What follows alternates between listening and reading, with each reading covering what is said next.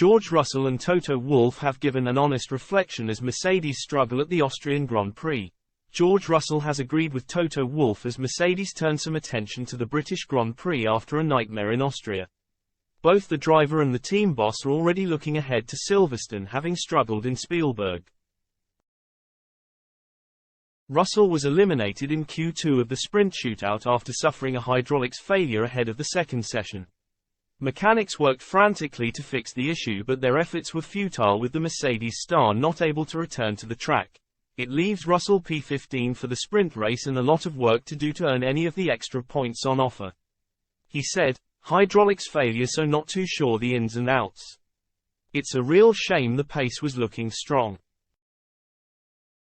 Considering we were on the medium tyre, it was P4 and P5 in Q1, no reason why we couldn't have a good qualifying today.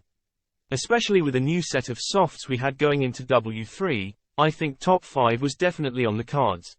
It's just not our weekend, it's just one of those things, when it rains it pours. So we will see what we can do this afternoon and tomorrow, and definitely try and come back stronger next week. I think the sprint is going to be difficult. I think unless the track temperature really warms up there won't really be any tire deg, so it's going to probably be a DRS train." Team boss Wolff described Mercedes' performance in Austria as underwhelming on Friday, as McLaren and Ferrari provided a genuine threat. The team principal confirmed work would be done to improve the car for Silverstone to move back behind Red Bull.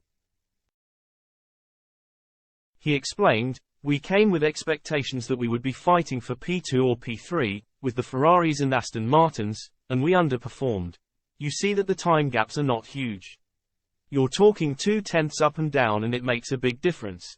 We are bringing something to Silverstone, and hopefully it has the impact that McLaren and Ferrari had, with their upgrades, today." Lewis Hamilton also struggled on Saturday, with the 7-time champion knocked out in Q1 of the shootout. The Briton will be forced to start the sprint race P18 after suffering tyre issues and having been caught up in traffic. After the session, Hamilton said, "The timing was not right. The sprint race doesn't really matter anyway, so today I'll just have some fun from the back, and it is what it is. I don't really feel any way about it, to be honest.